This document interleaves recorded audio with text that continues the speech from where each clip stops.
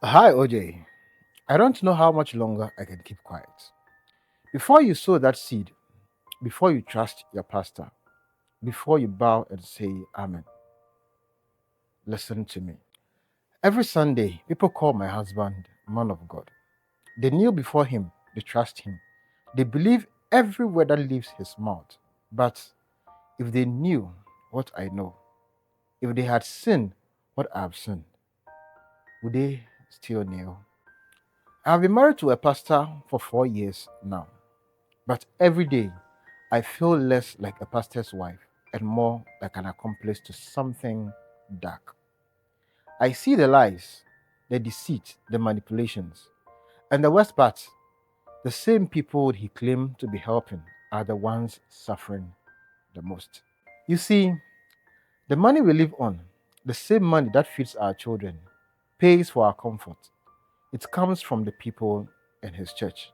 And yet, my husband, he has a team, a group of people he pays every month.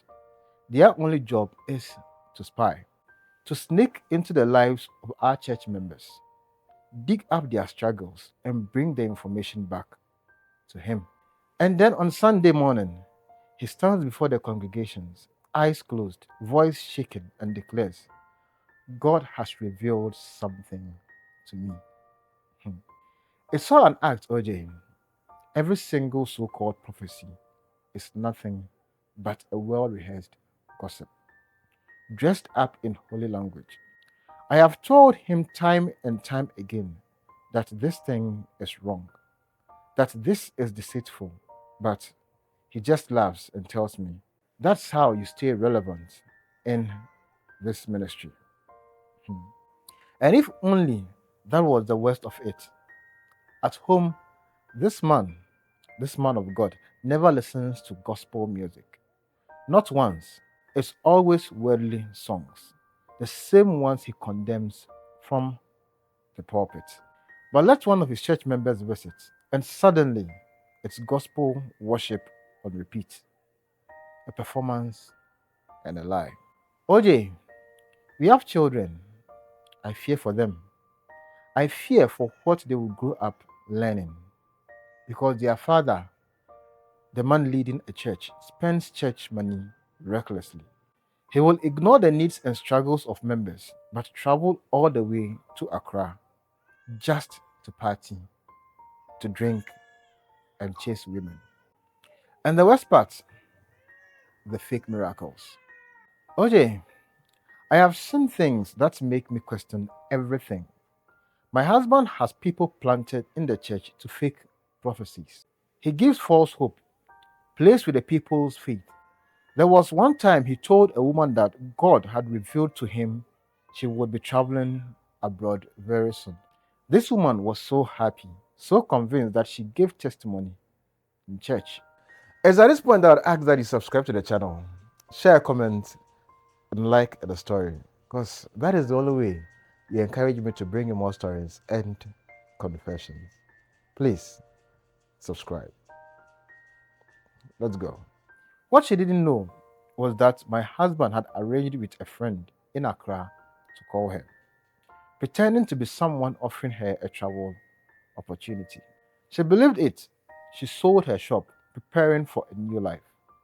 And when everything collapsed, when she came back crying, desperate, my husband looked her in the eye and said, it's your own mouth that destroyed your blessing. God was angry because you spoke too soon. Hmm. And just like that, he washed his hands of her, but not before taking the 5,000 Ghana cedis she sold as a seed.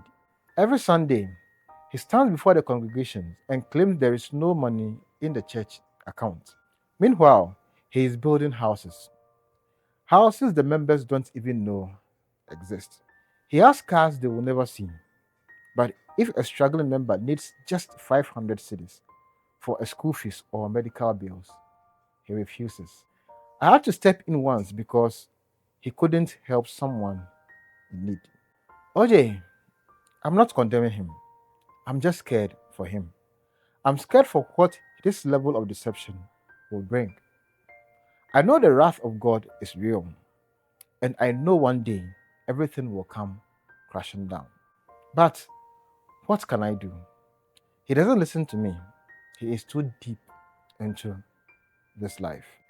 I want to expose him, but I fear the consequences for him, for me, and for our children. What do I do?